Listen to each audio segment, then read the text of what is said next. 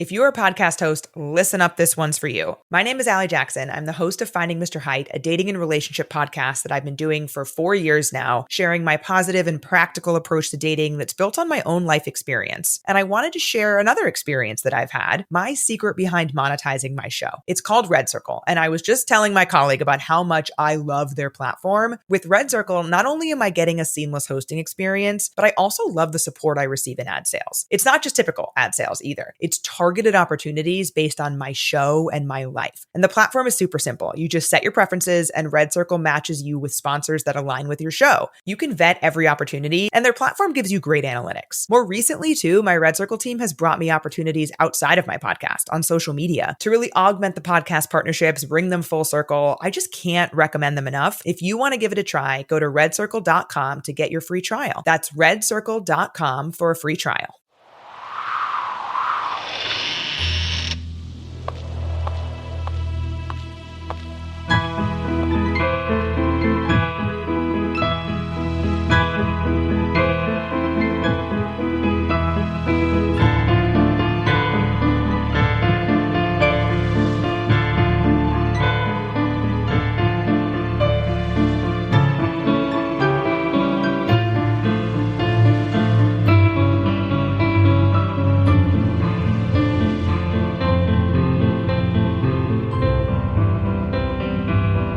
Things with Wings Productions presents Chapter 33 of the Skylark Bell Skyedive. I'm your host, Melissa Oliveri. In last week's episode, Farfalla found herself in the vulnerable position of needing to ask Cailleach to help save Ash. In today's episode, we read Chapter 33, The Vanishings, in which Farfalla fully steps into her role as the infamous Dealan-dè. Today's podcast partner is fellow Boopod Network member, The Haunted UK. You may recognize the name from past collaborations, such as The Redheaded Hitchhiker, The Cellar, and Return to Manor Ridge Farm. The Haunted UK is a brilliant podcast that explores both the paranormal and the unexplained. Be sure to check the show notes for a link to their podcast. Now, you know what to do. Settle in. Grab a blanket and a warm drink. We're getting started.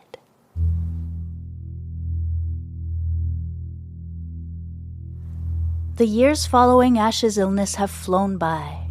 He's never questioned why he stopped growing, instead approaching the world with an eternal childlike wonder. It is sad and sweet all at once. I didn't realize, when I had Cailleach put him in the tree, how unnatural it is to be a parent to a child with no expectation of evolution or growth. I sing him the same lullabies. We play with the same toys, play the same games. It is like an endless loop. I think Cailleach knew. That's why she sent Mr. and Mrs. Barnaby. It happened one spring day. It was very early morning and Ash was still asleep. I had just finished washing my hair and was rubbing some fragrant oils into it when they stepped out from under the arch. I remember the look on their faces. Not surprise exactly. Perhaps Cailleach had explained to them what was going to happen. But a look of gentle shock nonetheless, as if they couldn't quite believe everything had actually happened as described. I stood still, quietly assessing them. Rowan Barnaby was a tall, slim man dressed entirely in black, with a mass of wild hair billowing atop his head. He appeared more timid than his counterpart, who stood 1 or 2 steps in front of him, prepared to take on the task at hand, her auburn hair piled atop her head, barely held together with a scattering of pins. Mandalina Barnaby. I didn't realize at the time how grateful I would be for their existence. I would learn much later that they had lost a child. Cailleach handpicked them to be Ash's eternal caregivers, and they embraced the assignment with all their hearts. I presume she has trapped them inside trees in that strange place that perhaps doesn't even really exist, the time purgatory, where people are split in two, half of them trapped inside ancient trees, and the other half a sort of consciousness with a semi-solid body left to roam the earth. At least they had a choice in the matter. After a few weeks, Mr. and Mrs. Barnaby announced that they had chosen a time and place where they would like to live with Ash. My heart broke into fragments as I watched them disappear under the arch. Luckily, I still see Ash occasionally. He likes to come visit and take walks through the forest with Rue. I still don't understand how Rue has lived so long. Perhaps there is a tree somewhere with him in it.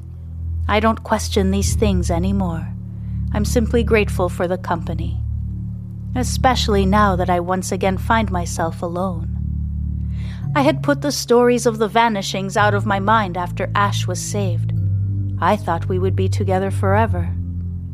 Now I understand I haven't changed anything at all. The entire story is playing out exactly as it was written. Who am I to argue? It is time for another child to vanish. Ready or not, here I come! The girl's shout echoes across the vast fields. The boy hunkers down behind the giant rock, stifling his giggles. He's certain his sister will never find him here. She's too afraid of the woods. Farfalla stands just inside the edge of the forest, hidden in the shadows, Rue standing steadfastly by her side. She watches as the girl runs through the tall grass in search of her brother. Now, whispers Farfalla to the deer, never taking her eyes off the girl. Rue steps into the sunlight, just behind the line of trees, but within the girl's line of sight.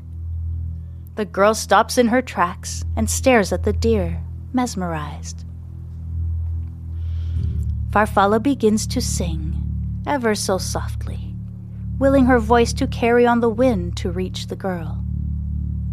The girl begins to walk toward the deer, one foot in front of the other, her eyes staring straight ahead. From behind the rock, the boy sees his sister walking toward the forest.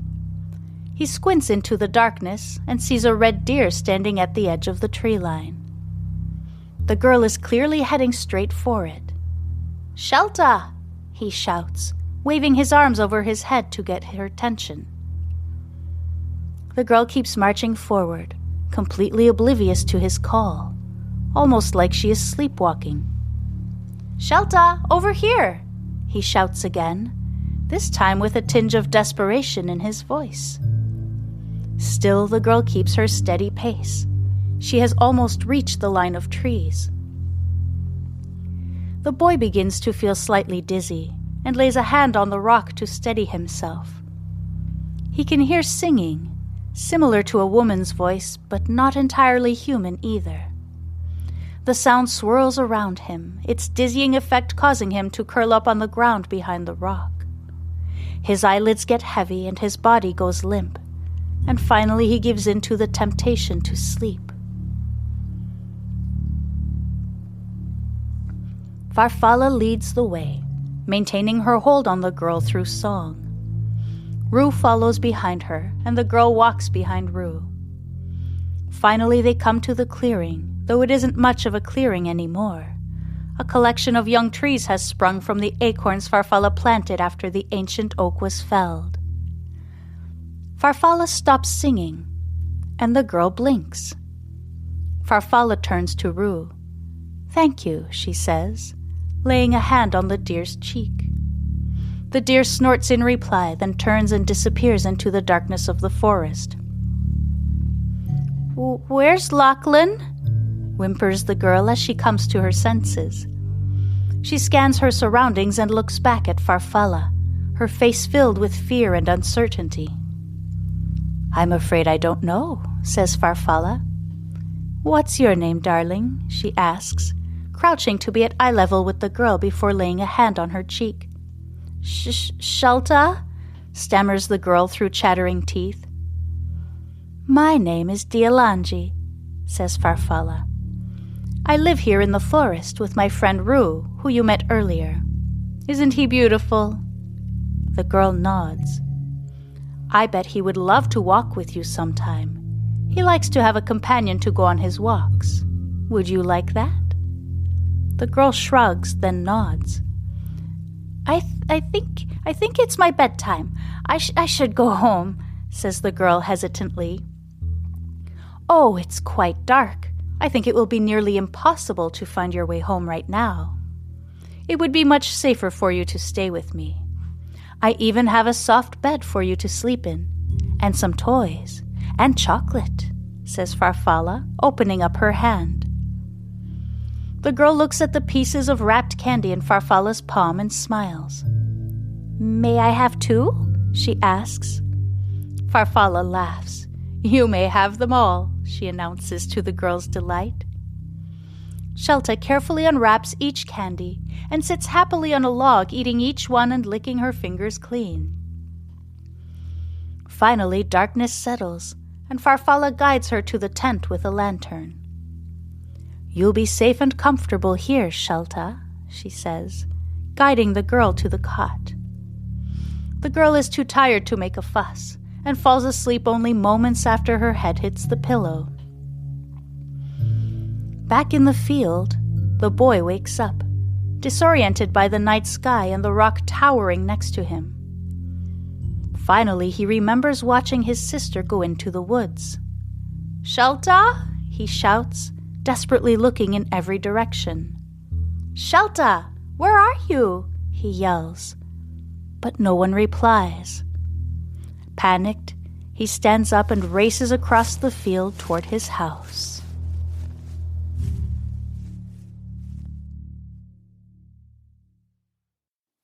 Thank you so much for listening. Join me next week for Chapter 34, Shelta, in which a new addition to Farfalla's life becomes instrumental in her plan. The Skylark Bell is brought to you by Phaeton Starling Publishing and features original music by Cailleach. Leaving a rating or a review on your preferred podcast platform is incredibly helpful in helping the podcast gain visibility so others can find and enjoy the story of the Skylark Bell. It's a quick, easy, and free way to support my work. If you'd like to support me further, you can also subscribe to Patreon, where you'll get early access to ad-free episodes, as well as digital downloads of the music. And be sure to follow me on social media for updates. I love to connect with listeners.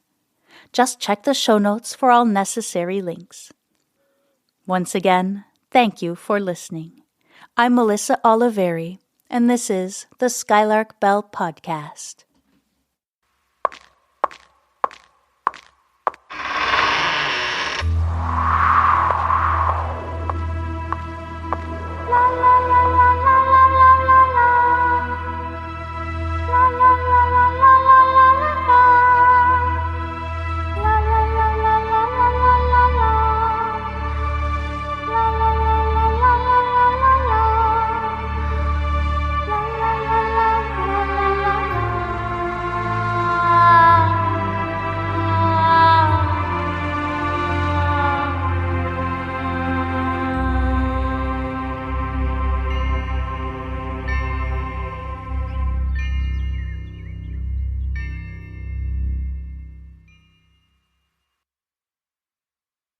If you're a podcast host, listen up, this one's for you. My name is Allie Jackson. I'm the host of Finding Mr. Height, a dating and relationship podcast that I've been doing for 4 years now, sharing my positive and practical approach to dating that's built on my own life experience. And I wanted to share another experience that I've had, my secret behind monetizing my show. It's called Red Circle, and I was just telling my colleague about how much I love their platform. With Red Circle, not only am I getting a seamless hosting experience, but I also love the support I receive in ad sales. It's not just typical ad sales either. It's targeted opportunities based on my show and my life. And the platform is super simple. You just set your preferences and Red Circle matches you with sponsors that align with your show. You can vet every opportunity and their platform gives you great analytics. More recently too, my Red Circle team has brought me opportunities outside of my podcast on social media to really augment the podcast partnerships, bring them full circle. I just can't recommend them enough. If you want to give it a try, go to redcircle.com to get your free trial. That's redcircle.com for a free trial.